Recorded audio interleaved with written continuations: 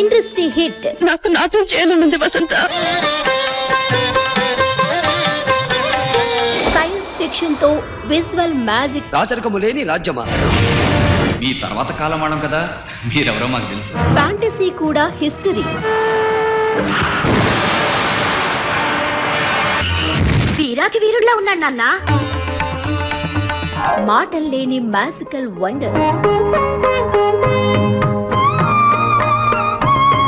Genre ఏదైనా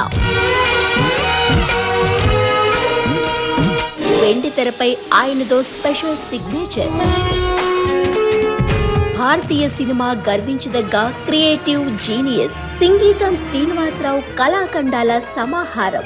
సంగీతం చెక్కిన శిల్పాలు.